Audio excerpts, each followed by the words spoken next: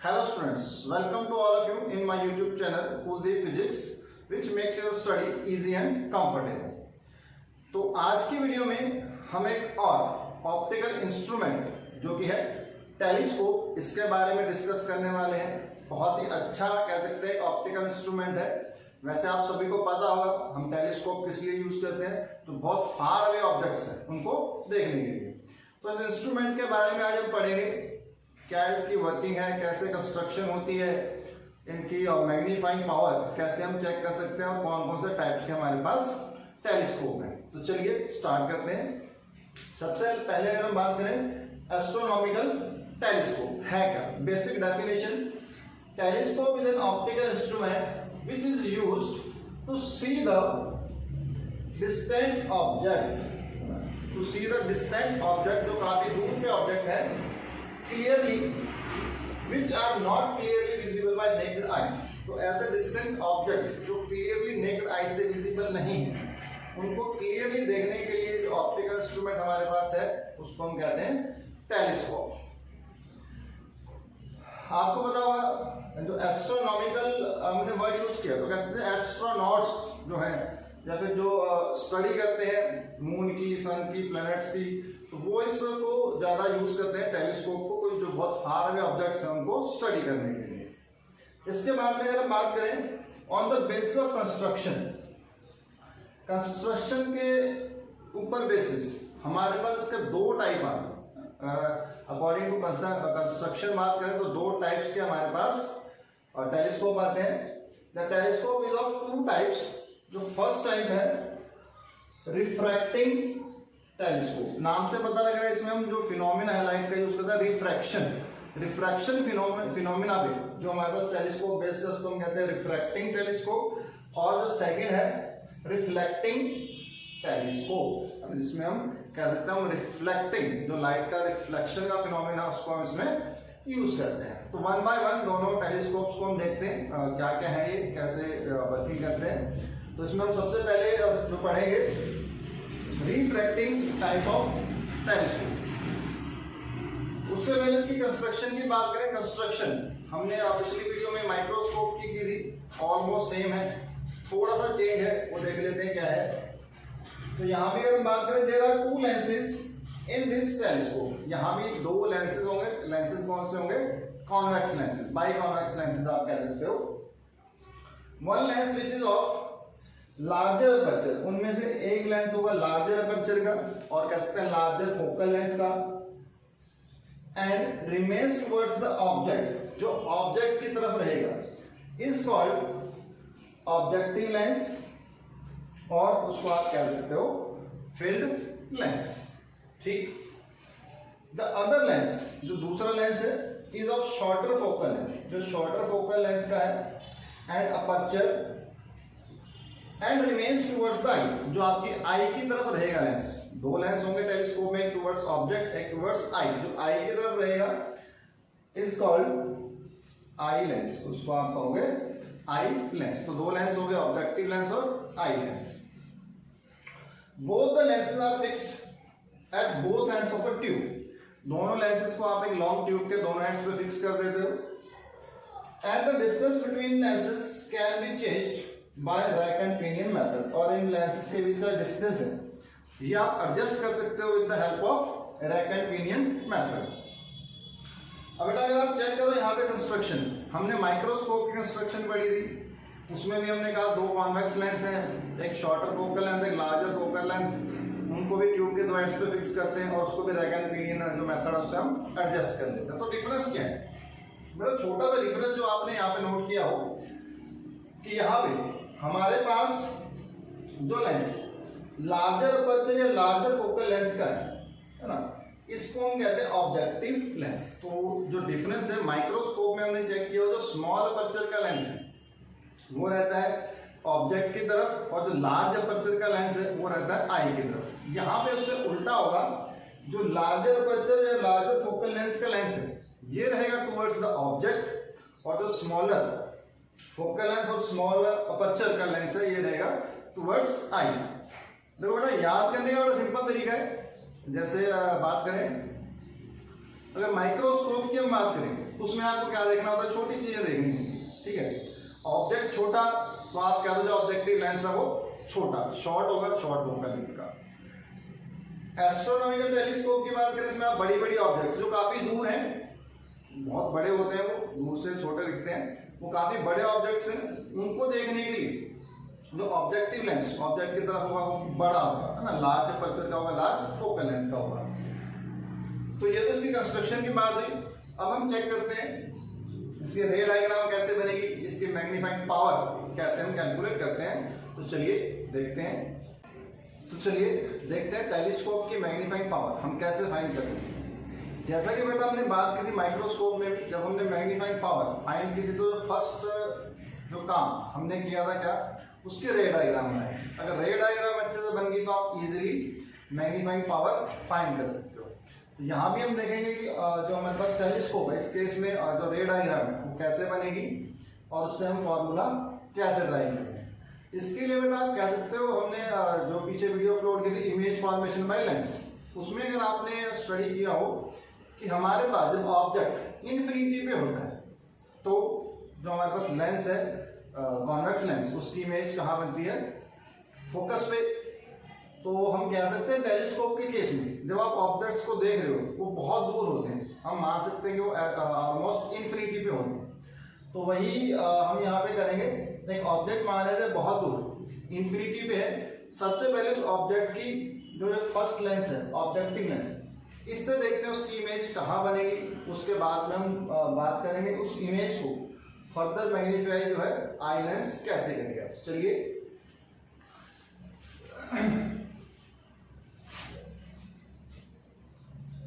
मान लेते हैं हमारे पास इन्फिनिटी पे कोई ऑब्जेक्ट है और इन्फिनिटी से जो रेज हमारे पास आती है पैरेलल रेज आती है। तो मान लेते हैं कहीं इन्फिनिटी पे ऑब्जेक्ट है, वहां से पैरेलल रेज आएंगी और उसकी एक इमेज यहां बनेगी। चेक करेंगे सभी बच्चे।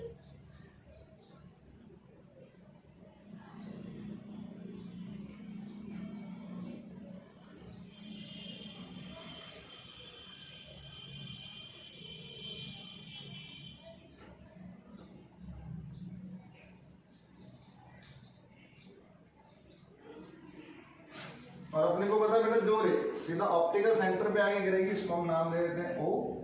जो भी रे इस ऑप्टिकल सेंटर पे आगे गिरती है विदाउट एनी डिफ्लेक्शन सीधी चली जाएगी।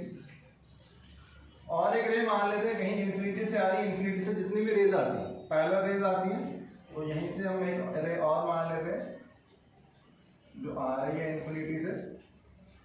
और ये भी हम कह सकते हैं कहाँ फोकस पे इमेज बनाएगी, तो यहाँ कहीं हम इसकी इमेज बनाएंगे।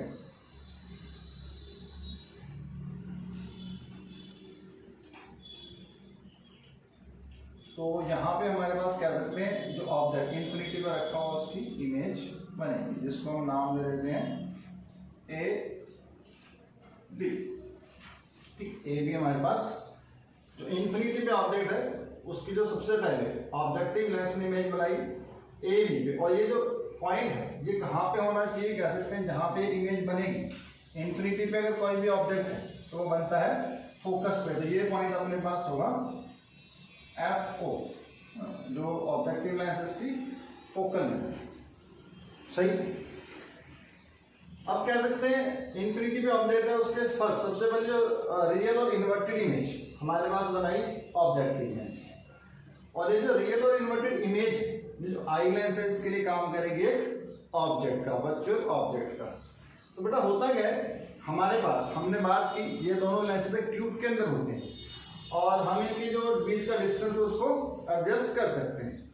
तो हम क्या करते हैं, जो इस लेंस ने इमेज बनाई एफ ओ पे, फिर हम क्या करते हैं जो आई लेंस है इसको एडजस्ट करते हैं कि हमारे पास जो इमेज बनी है ये कहाँ हो, in between optical centre of eye lens and focus of eye lens. तो कह सकते हैं कि अगर ये इमेज इस लेंस के ऑप्टिकल सेंटर और फोकस के बीच में बनेगी तो ये इसको फर्दर मैग्नीफाई कर सकती है। जैसे कि हमने बात की थी लास्ट स्पेशल केस में जब ऑब्जेक्ट फोकस और ऑप्टिकल सेंटर के बीच में होता है तो हमारे पास जो इमेज बनती है वर्चुअल इरेक्ट और इनलार्ज। तो वही केस अपने को बनाना है, तो हम कह सकते हैं इसको एडजस्ट करेंगे और इस तरीके से एडजस्ट करेंगे कि इसका फोकस आई लेंस का फोकस इस पॉइंट से इधर आ जाए, तो हम यहाँ कहीं मान लेते हैं अपने पास आ जाएगा एफ ई। तो इसको हमने एडजस्ट किया और ये एफ ई पॉइंट यहाँ ले आए, और ये जो इमेज बनी फर्स्ट लेंस की, ये अब आ गई हमारे पास ऑप्टिकल सेंटर और फोकस के बीच में। सही। अब यहाँ पे कह सकते हैं ये इमेज इसके लिए ऑब्जेक्ट का काम करेगी, तो इसकी फर्दर मैग्निफिकेशन हमारे पास आई लेंस करेगा। तो हम कह सकते हैं कि रे हम डायरेक्ट ऑप्टिकल सेंटर से पास कर रहे थे,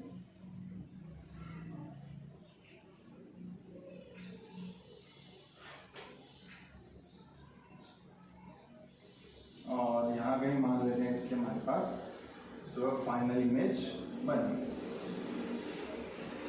तो ये रेज भी यहाँ पे मीट करेंगी।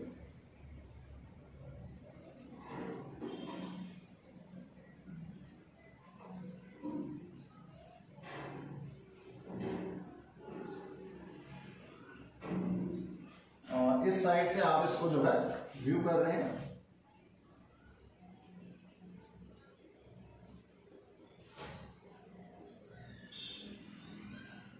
ठीक है बेटा, एक बार दोबारा समझ आएंगे। इंफिनिटी पे ऑब्जेक्ट है, फर्स्ट लेंस ने उसकी रियल और इन्वर्टेड इमेज बनाई ए बी, और ये इमेज हम इस तरीके से एडजस्ट करते हैं कि जो आई लेंस है इसके ऑप्टिकल सेंटर और इसके फोकस के बीच में आते हैं, ताकि इसकी जो सेकंड टाइम मैग्निफिकेशन है वो आई लेंस कर सके और अपने पास एक वर्चुअल इरेक्ट और इनलार्ज इमेज बना सके। तो जो फाइनल इमेज बनी इसको हम नाम दे देते हैं ए डैश बी डैश। ठीक। इसके अलावा अगर बात करें, इस लेंस ने इमेज बनाई यहाँ पे, तो जो ये वाला डिस्टेंस है फ्रॉम दिस लेंस, ये अपने पास होगा F O, focal length of objective lens, क्योंकि इसके फोकस पे ही बनेगी हमारे पास इमेज। और यहां से जो ये डिस्टेंस है ये हमारे पास होगा आई लेंस के लिए एक ऑब्जेक्ट का काम कर रही है, तो इसको अपन लिख देंगे यू ई। ठीक, कोई प्रॉब्लम नहीं है। इसके अलावा क्या सकते हैं, इसमें जो फाइनल इमेज यहाँ बनाई, तो ये वाला जो डिस्टेंस होगा ये अपने पास होगा बी ई, ये हो गया बी ई। अब बात करते हैं मैग्नीफाइंग पावर। इस डायग्राम को अच्छे समझ लें, डायग्राम अगर समझ में आ गई तो इजीली हम मैग्नीफाइंग पावर का फॉर्मूला ड्राइव कर सकते हैं। फॉर्मूले पे आते हैं, यहाँ पे थोड़ा चेंज है, जो माइक्रोस्कोप का मैग्नीफाइंग पावर का फॉर्मूला और यहाँ पे जो मैग्नीफाइंग पावर का फॉर्मूला, दोनों के अंदर थोड़ा सा चेंज है, उसको अच्छे से देख लें। तो यहाँ पे जो magnifying power of telescope is defined है, यहाँ पे हम इसको डिफाइन करते हैं angle subtended by final image at the eye. ये तो चीज माइक्रोस्कोप में भी थी, final angle subtended by final image at the eye. जो चेंज है वो डिनोमिनेटर में है।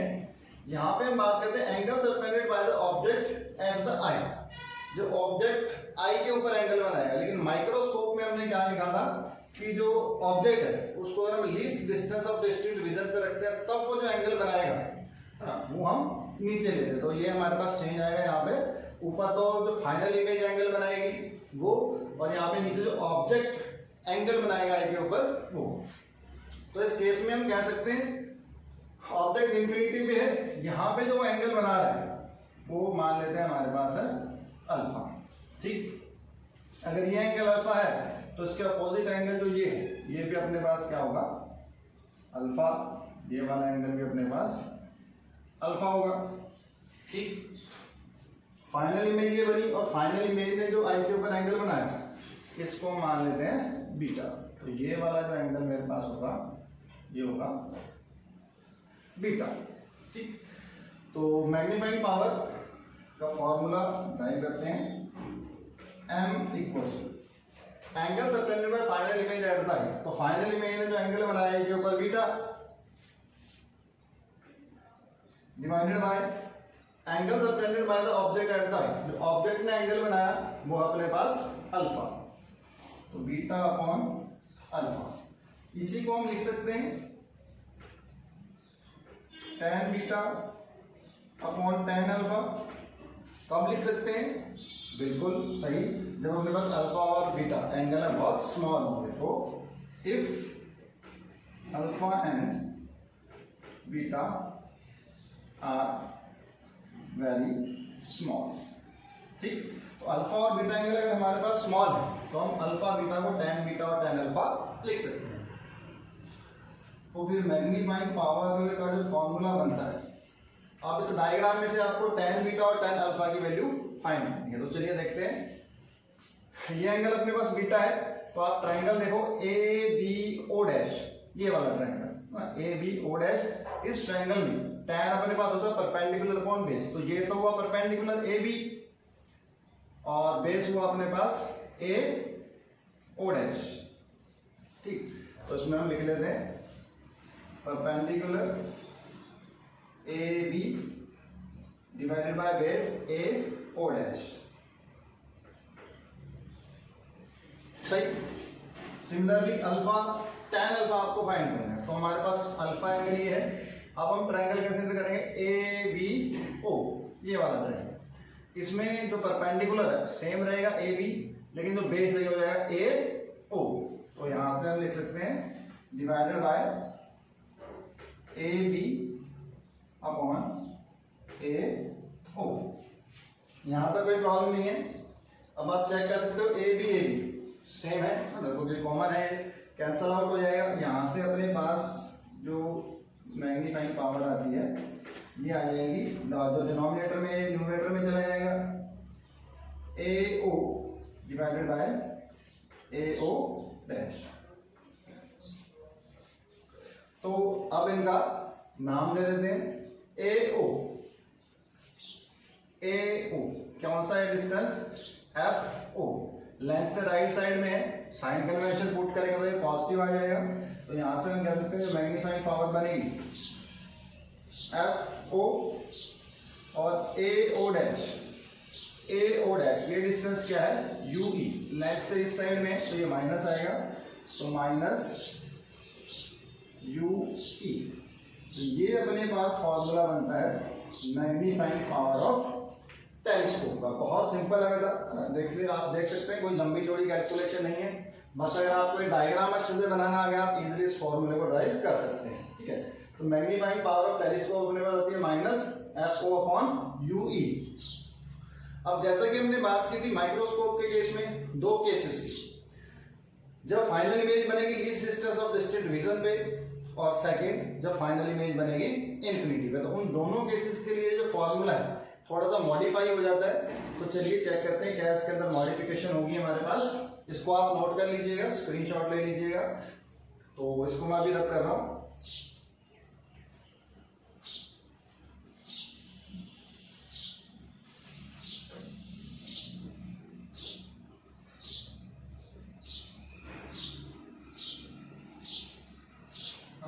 तो हमारे पास जो मैग्नीफाइंग पावर का फॉर्मूला आया है minus F not upon U ई, इसको हम इक्वेशन नंबर मान लेते हैं अपनी 1। तो अब दो केसेस हम डिस्कस करेंगे।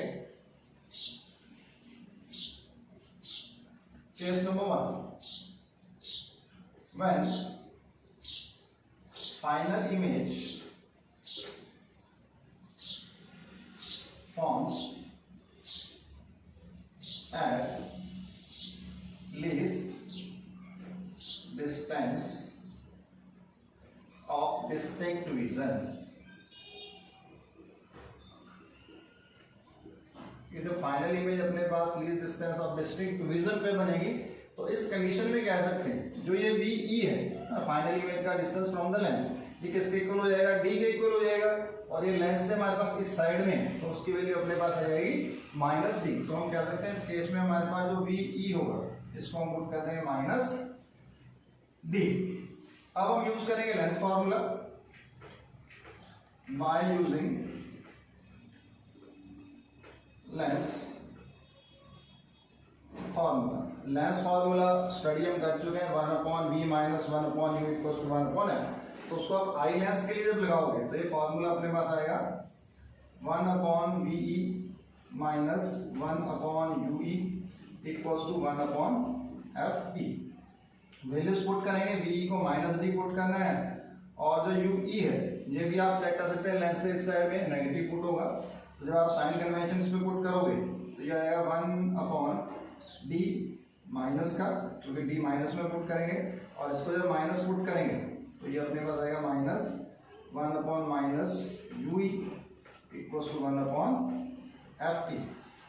माइनस माइनस प्लस हो जाएगा तो फाइनली आपके पास आता है -1/d plus 1/ue equals to 1/fe।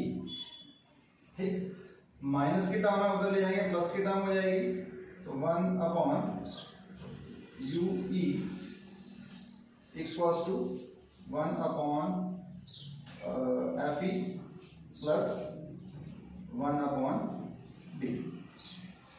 ठीक है, यहां तक पहुंचे। इसके बाद में हम कह सकते हैं अपने को चाहिए क्या, F0/UE चाहिए। मैग्नीफाइंग पावर के लिए अपने को F0/UE चाहिए। तो आप कह सकते हैं यहाँ पे अपने पास UE है, अगर मैं इस पूरी इक्वेशन को F0 से मल्टीप्लाई करवा देता हूं तो देखते हैं क्या होगा। Multiply both sides by FO।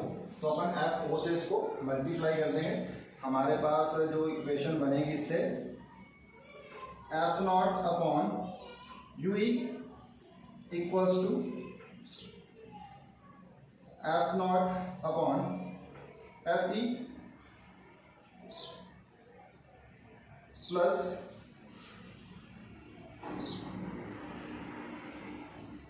F0/D।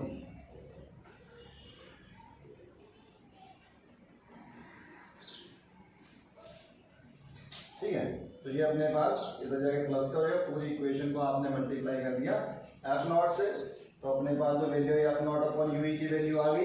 तो इस वैल्यू को हम पुट कर देंगे इस फॉर्मूले में, तो हमारे पास जो फाइनल इक्वेशन बनती है ये आ जाएगी मैग्नीफाइंग पावर की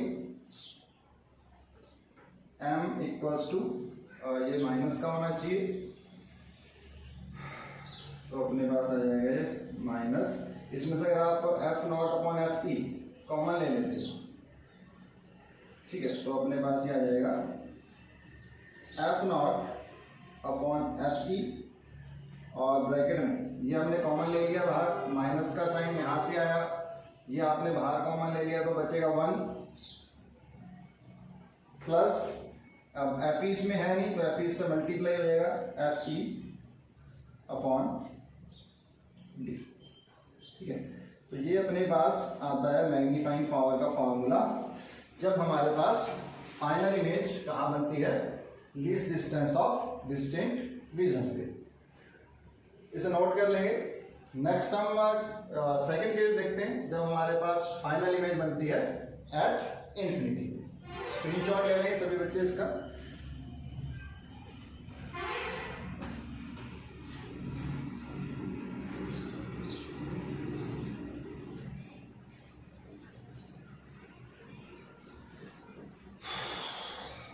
गर्मी बहुत है, चलिए नोट हो गया। तो अब सेकंड केस डिस्कस करते हैं।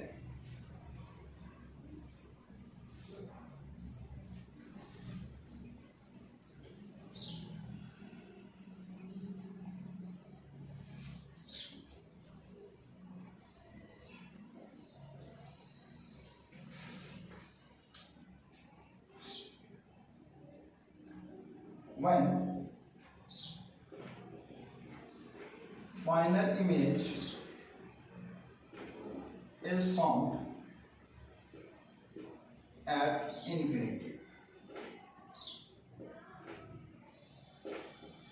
तो बेटा इमेज फॉर्मेशन बाय लेंस में हमने पढ़ा कि फाइनल इमेज इन्फिनिटी पे कब बनती है, जब ऑब्जेक्ट रखा हो फोकस के ऊपर। तो हम कह सकते हैं कि जो हमारे पास फर्स्ट लेंस में जो इमेज बनाई ये बनी, अगर ये सेकंड लेंस के फोकस पे हो उस कंडीशन में हमारे पास जो इमेज बनेगी वो इन्फिनिटी में बनेगी। तो सेकंड केस को जो डायग्राम है इसी को मैं थोड़ा सा मॉडिफाई कर देता हूँ, दोबारा ड्रॉ नहीं करेंगे, लेकिन आपको ये दोबारा ड्रॉ करना है। तो इस केस में मैं कह सकता हूँ मेरे पास जो चेंजेस आएंगे,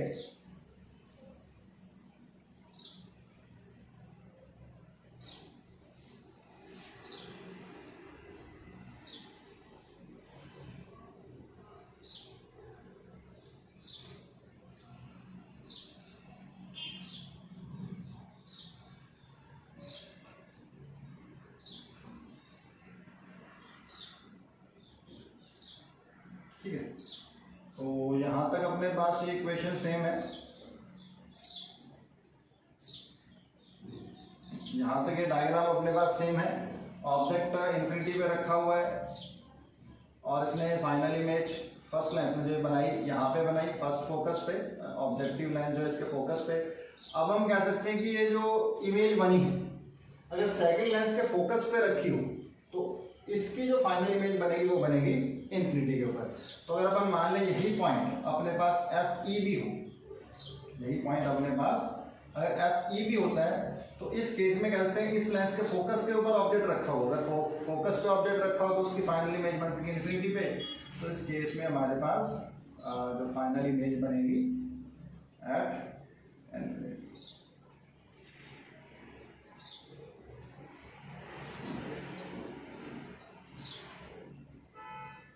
ये सभी पैरेलल रह जाएंगे और इस तरह से आप इसको रीड करोगे। ये अपने पास रे डायग्राम बनती है जब हमारे पास फाइनल इमेज बनती है एट इन्फिनिटी। चेंज क्या है, ये जो डिस्टेंस है फर्स्ट ऑब्जेक्ट ने जो इमेज बनाई है तो अपने पास एफ ओ ही रहेगा। अब जो हमने लिखा था यहाँ पे यू ई, तो यू ई की जगह ये जो डिस्टेंस है ये कितना हो गया एफ ई। तो ये वाला जो डिस्टेंस है अपने पास यहाँ से ये जो डिस्टेंस है जिसको हमने लिखा था यू ई, ये किसके इक्वल हो जाएगा एफ ई के equal, focal length of eyepiece. तो यही अपने पास इसके अंदर चेंज आएगा when final image is formed at infinity. तो अपने पास जो यू ई है इसको हम क्या पुट कर देंगे माइनस एफ ई, ठीक है, या एफ ई पुट कर देंगे। साइन कन्वेंशन से आप कह सकते हो अपने पास ये माइनस का आएगा। आप यू ई को पुट करो एफ ई और साइन कन्वेंशन पुट करेंगे तो ये माइनस का आएगा। तो अपने पास जो मैग्नीफाइंग पावर का फॉर्मूला है minus F not upon U ई को पुट करेंगे एफ ई और साइन कन्वेंशन पुट करते तो माइनस एफ, ये कैंसल आउट हो जाएंगे। फाइनली जो मैग्नीफाइंग पावर का फॉर्मूला आपके पास आएगा वो आ जाएगा F not upon F E. ठीक है बच्चा, सिंपल काम है। अच्छा, जो इससे पहले हमने एडजस्टमेंट देखी जब हमारे पास ऑब्जेक्ट रखा होता है या फिर जब हम बात करें हमारे पास फाइनल इमेज बनती है least distance of distinct vision पे, उस कंडीशन में जो भी फर्स्ट केस किया था वहीं पे आप लिख लेंगे। तो फर्स्ट केस हमने किया वहां पे जब अपने पास फाइनल इमेज बनती है कहाँ पे at least distance of distinct vision, उस पोजीशन में हम टेलीस्कोप को कहते हैं, ये कौन से एडजस्टमेंट में है, नियर पॉइंट एडजस्टमेंट पे।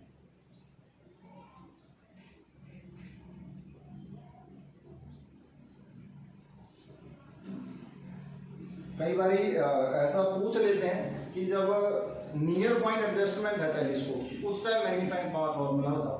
तो आप समझ जाओ नियर पॉइंट एडजस्टमेंट दिए मतलब फाइनल इमेज कहाँ बन रही है at least distance of distinct vision पे, जो इसमें वी ई है ये अपने पास होगा माइनस टी के। सिमिलरली जब फाइनल इमेज इन्फिनिटी पे बनती है तो इस पोजीशन में तो टेलीस्कोप का ये कहते हैं हमारे पास ये नॉर्मल एडजस्टमेंट।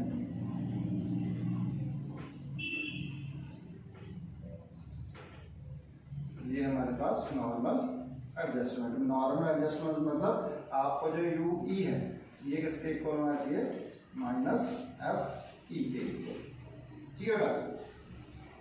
तो ये सब हुआ टेलीस्कोप के बारे में। अभी तक हम जो पढ़ रहे थे रिफ्रैक्टिंग टाइप टेलीस्कोप, उसके हमने मैग्नीफाइंग पावर चेक कर ली है और उस मैग्नीफाइंग पावर को जो दो केसेस हैं जब फाइनल इमेज बनती है at least distance of distinct vision और जब फाइनल इमेज बनती है हमारे पास एट इन्फिनिटी, दोनों केसेस में हमने जो मैग्नीफाइंग पावर का फॉर्मूला है इसको मॉडिफाई कर लिया। अब हम बात करते हैं सेकंड टाइप ऑफ टेलीस्कोप जो कि अपने पास है रिफ्लेक्टिंग टाइप टेलीस्कोप। तो चलिए देखते हैं वो क्या होते हैं। तो सेकंड टाइप ऑफ टेलीस्कोप जो हमारे पास आते हैं वो है reflecting type telescope. Refracting type telescope जो हमने इससे पहले पढ़ा उसमें आपने देखा हम दोनों लेंसेज यूज करते हैं और लेंसेज से हमारे पास लाइट रिफ्रैक्ट होकर आती है। यहाँ पे जैसे कि नाम से पता लग रहा है रिफ्लेक्टिंग, तो मतलब यहाँ पे लाइट रिफ्रैक्ट नहीं होगी रिफ्लेक्ट होगी, जिसके लिए हम इन टेलीस्कोप्स में यूज करते हैं मिरर्स। तो चलिए देखते हैं क्या होते हैं। तो the telescope in which the concave mirror, जिनमें आप concave mirror is used as objective, आप कॉनकेव मिरर यूज करते हो एज अ ऑब्जेक्टिव। ऑब्जेक्टिव कौन, जो हमारे पास ऑब्जेक्ट की तरफ हो is called reflecting type telescope. ऐसे टेलीस्कोप जिनमें आप कॉन्केव मिरर यूज कर रहे हो एज ऑब्जेक्टिव, उन टेलीस्कोप्स को आप कह सकते हो रिफ्लेक्टिंग टाइप टेलीस्कोप। इसमें भी बेटा आपको दो टाइप्स के टेलीस्कोप पढ़ने हैं। एक है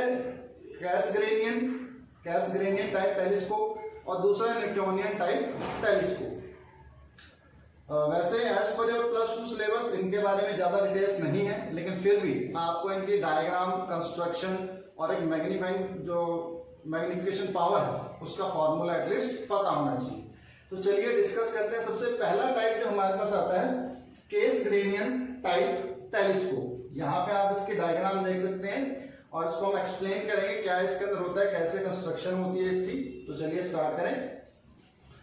in this a concave mirror of aperture about 200 inches is used as a objective. तो इसके अंदर आप कॉन्केव मिरर यूज करोगे एज अ ऑब्जेक्टिव और नियर अबाउट जो उसका हमारे पास अपर्चर होगा 200 इंचेस का। ठीक है, तो आप ये देख सकते हैं जो ये वाला मिरर है, ये वाला, ठीक है, तो ये हमारे पास एक कॉन्केव मिरर है जो हमने यूज किया एज अ ऑब्जेक्टिव। फिर there is a small hole at the centre of the mirror. यहाँ पे हमारे पास जो ये मिरर है कंटिन्यूस मिरर नहीं है, इसके बीच में छोटा स्मॉल होल किया होता है। ये होल किस लिए, ताकि इसके अंदर आप आईपीस लगा सको जहां से आप फाइनल इमेज को देखो।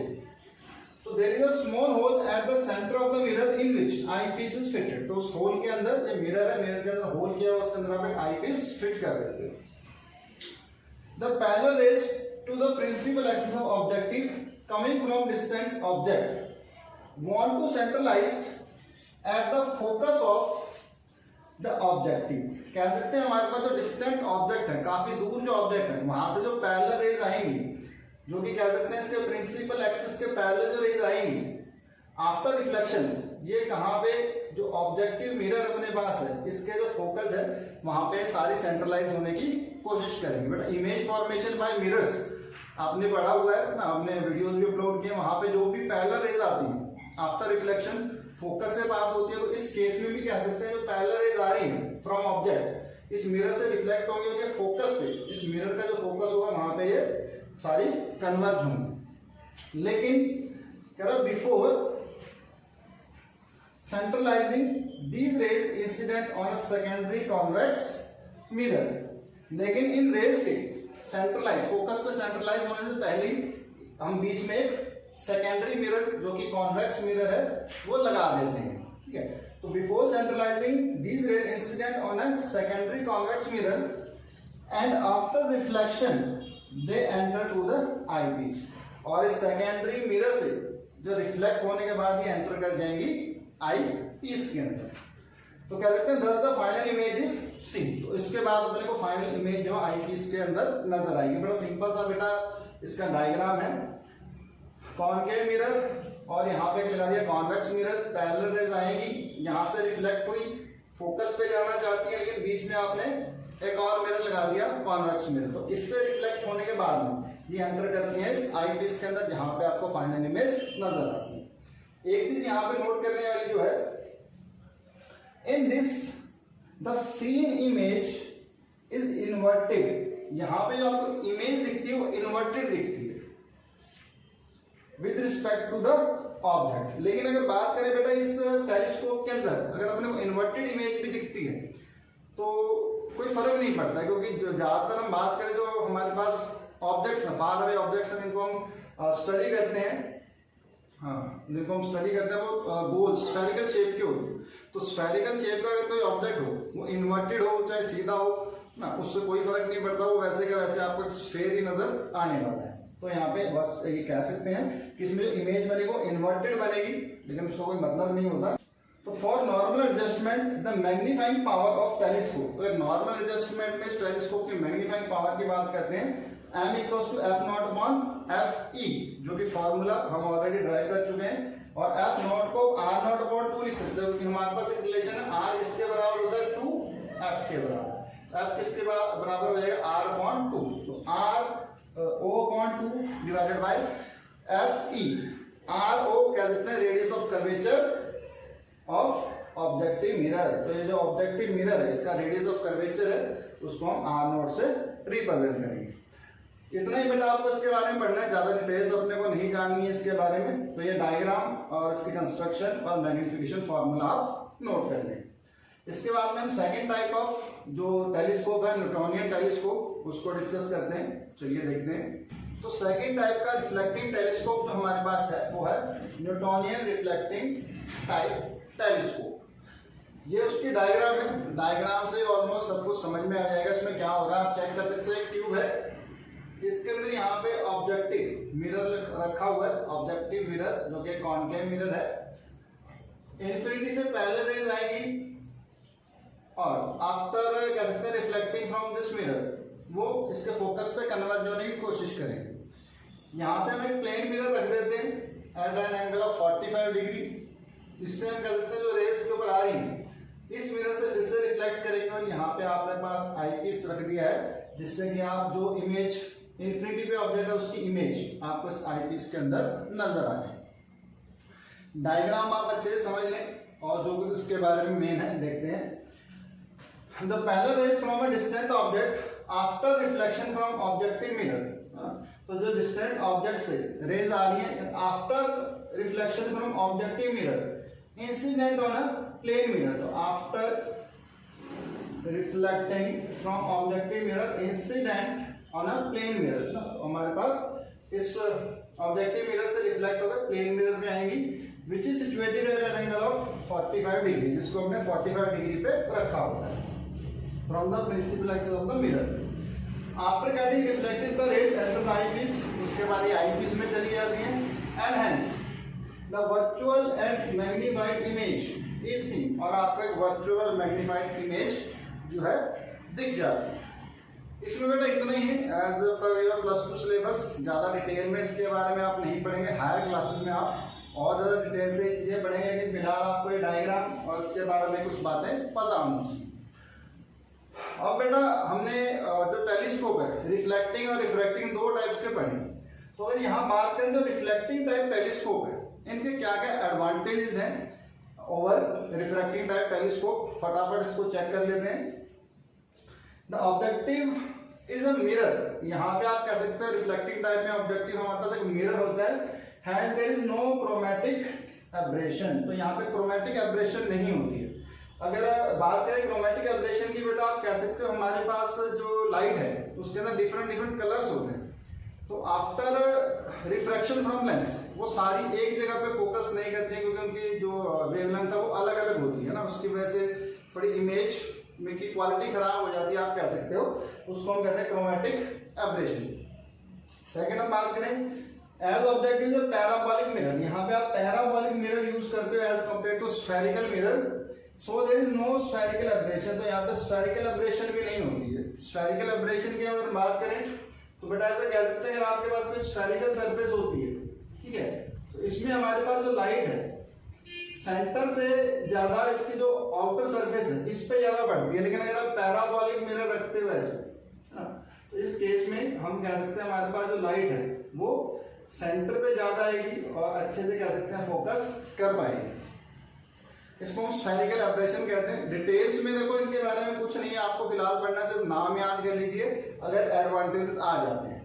क्रोमैटिक एब्रेशन एक, स्फेरिकल एब्रेशन नंबर 2। थर्ड यहाँ पे जो इंटेंसिटी ऑफ इमेज है वो क्या है ग्रेटर। यहाँ पे जो इंटेंसिटी है इमेज की वो ग्रेटर होगी। क्यों? अगर हम बात करें बेटा जब लेंसेज में से लाइट रेज पास होती है तो कह सकते हैं किसी मीडियम में होके वो आती है तो उनकी इंटेंसिटी कम हो जाती है। लेकिन रिफ्लेक्शन में ऐसा नहीं होता, वो किसी मीडियम के अंदर से पास नहीं होती है तो जो उनकी इंटेंसिटी है वो ज्यादा रहती है। तो इस केस में जो इमेज बनती है वो हाई इंटेंसिटी की बनती है। फोर्थ अगर बात करें grinding and polishing is to be done only one surface of the mirror. Mirror में सिर्फ एक ही सरफेस होती है तो आपको एक ही सरफेस पे ग्राइंडिंग और पॉलिशिंग करनी है, दो सरफेसेस को ग्राइंड पॉलिश करने की जरूरत नहीं है। नेक्स्ट मोर रिजॉल्विंग पावर। यहाँ पे आपके पास रिजॉल्विंग पावर जो है ज्यादा होती है as compare to refractive type telescope can be obtained by using concave mirror of greater aperture. तो ग्रेटर अपर्चर का जो है कॉनकेव मिरर यूज करो, रिजॉल्विंग पावर अच्छी होगी। इसके अलावा अगर हम जनरल बात करें 0.6, weight of mirror is very less in comparison to the lens. जो मिरर है इनका weight as comparison to lens बहुत कम होता है, तो इसीलिए हम कह सकते हैं hence the problem of mechanical assistance is also reduce. तो आपको इसके अंदर ज्यादा है ना इंस्ट्रूमेंट्स वगैरह उनको सेट करने के लिए लेंसेज को नहीं लगाने पड़ते हैं। तो हमारे पास लाइट सिस्टम होता है, हल्का सा डिवाइस बनता है ना, ज्यादा भारी नहीं बनता है। ये कुछ एडवांटेज जो है हमारे पास रिफ्लेक्टिंग टेलीस्कोप के। तो बेटा आज की वीडियो में इतना ही करेंगे। वैसे तो वो वीडियो बहुत लंबी हो चुकी है, पर मैंने सोचा छोटे छोटे पार्ट्स में वीडियो बनाए, इसके बजाय हम एक ही वीडियो के अंदर पूरा टेलीस्कोप जो है स्टार्टिंग से लेकर एंड तक कवर कर लें। तो आज की वीडियो में इतना ही। अगर आपको वीडियो यूजफुल लगती है, लाइक शेयर एंड सब्सक्राइब करना ना भूलें। Thank you.